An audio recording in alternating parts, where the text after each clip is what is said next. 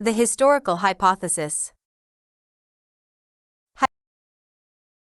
Hypothesis in history. The historian also formulates hypothesis like the physical scientist. But the type of hypothesis and procedures for testing it differ in the two fields because of the differences in the nature of the subject matter.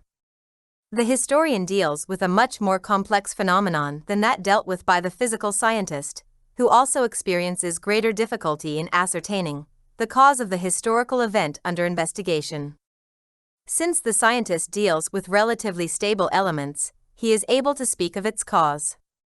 For the historian, it is much more difficult to hypothesize a cause because some of the factors associated with a post-event may be unmeasurable or unrecorded.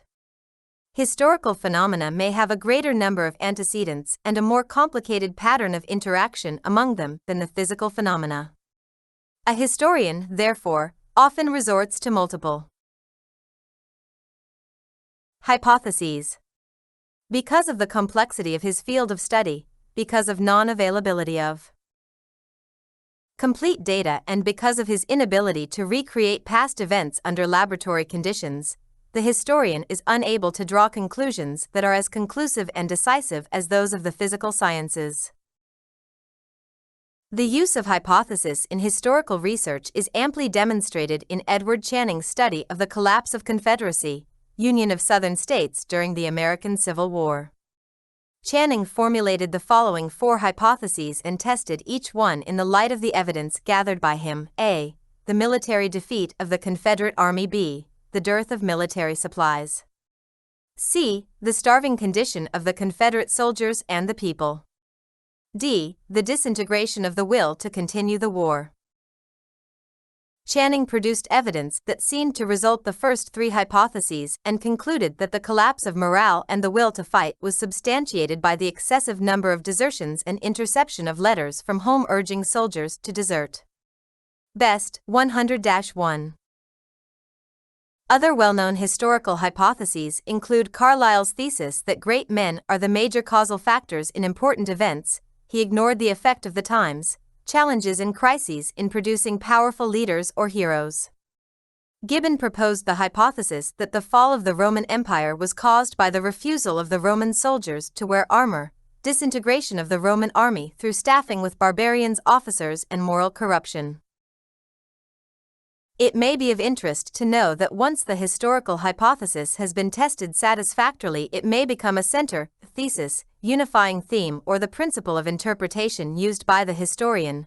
The renowned British historian Toynbee, who viewed history as the study of rise and fall of civilizations, regarded creative response to challenges or difficulties as the cause of the flowing out of civilization. To test this hypothesis, he studied the history of North American settlement under extremely inhospitable conditions. After establishing his hypothesis, he used it as a central principle to interpret entire human history. Hypothesis in research in educational history. Although hypotheses are not always explicitly stated in historical investigations, they are usually implied. Hypotheses may be formulated in historical investigation of education. Several examples are listed below. A.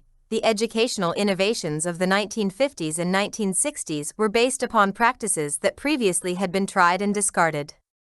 B. Christian countries whose educational systems required religious instruction have had lower church attendance rates than those countries in which religious instruction was not provided in the schools. C. The observation of European school systems by American educators during the 19th century had an important effect upon American educational practices.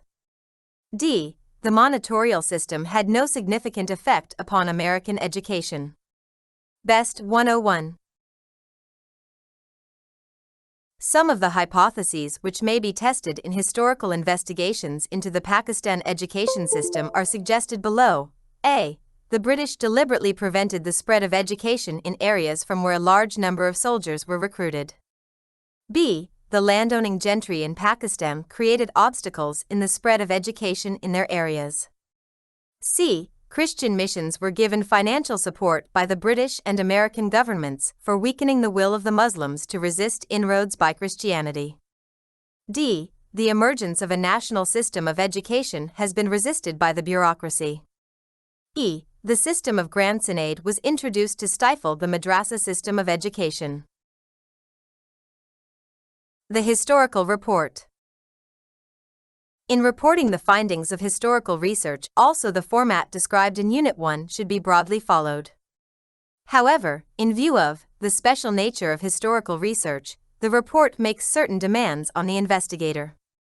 The report includes a statement of the problem, a review of literature, the basic assumptions underlying the hypothesis, the methods employed in testing the hypothesis, the results obtained, the conclusions reached, and a bibliography. Van Dalen, 185. It may be reiterated that the hypothesis determines what facts are relevant and what are irrelevant to the study. Similarly, it is the hypothesis that provides the framework for stating the conclusions of the study in a meaningful way. In writing out the research report, the investigator will pattern his material in some systematic order, such as chronological, geographical, topical, or a combination of the three. Generally experienced historians in modern days adopt topical arrangement of material both to make the narrative interesting and to keep the focus on major issues. Reporting all the evidence collected during the investigation would make the account dull and uninteresting. The historian must use his judgment in determining the amount of emphasis or space to give to various evidence. A reappraisal of the hypothesis and the purpose of the study would help decide which data are most significant for the study and how to organize or integrate them. The narrative should try to realize the twin objectives of maintaining accuracy and interest. This requires creativity as well as imagination and resourcefulness. The research report should be written in a style that is dignified as well as objective.